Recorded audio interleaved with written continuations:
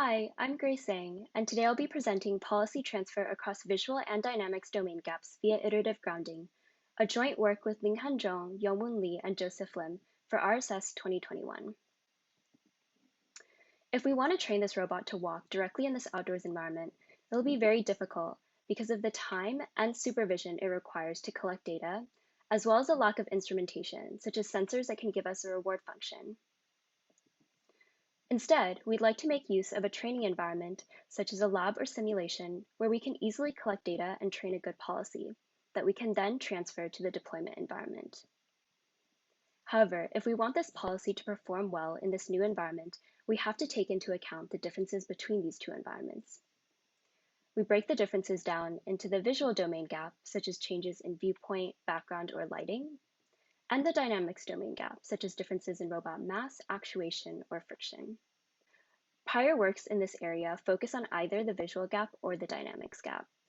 Each gap can be addressed by randomizing the domain during training or learning explicit mappings between observations or actions.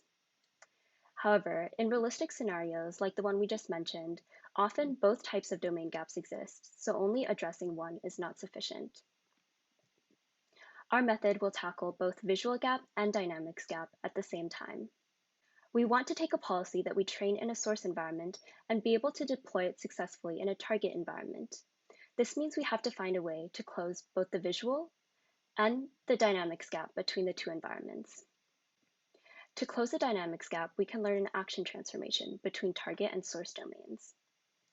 Here we use Garrett, a method of learning an action transformation that takes in an observation action pair from the target environment and produces an action that results in a similar transition in the source environment. Next, let's address the visual gap by training a visual transformation that translates an image between the two visual domains. Here we use the CycleGAN model to train the translations, and we add a state reconstruction loss on the translated images to ensure that the correct state information is preserved across the translations.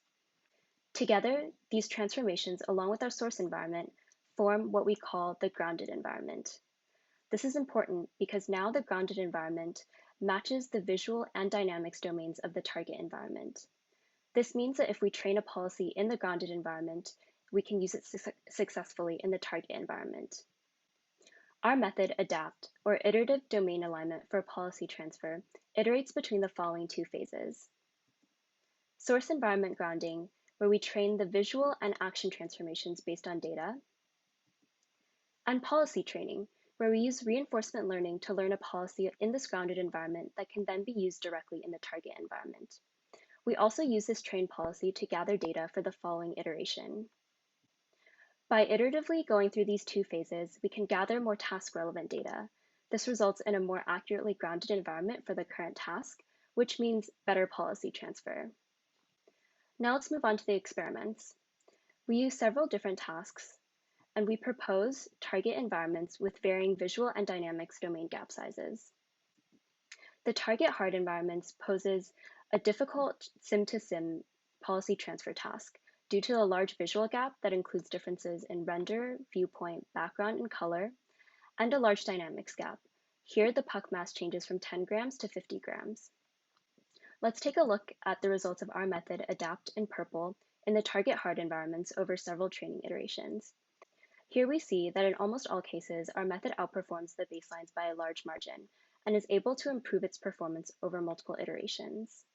Let's take a closer look at how iterative training improves the grounded environment, specifically the visual grounding. Here we're looking at the target environment performance, as well as the corresponding translated image provided by the grounded environment. After the first grounding step, we see that the puck translation is very inaccurate, frequently in the wrong position or coming in and out of sight. This difference between the translated and target image means our policy will not transfer well. Then after further grounding iterations, we see that the puck translation improves significantly, resulting in a high success rate in the target environment. In conclusion, we propose ADAPT, a method for policy transfer across visual and physical domain gaps via iterative grounding. We create challenging sim-to-sim benchmark environments and demonstrate that ADAPT outperforms baselines on multiple tasks and domain gaps. Thank you. For more information, please check out our website.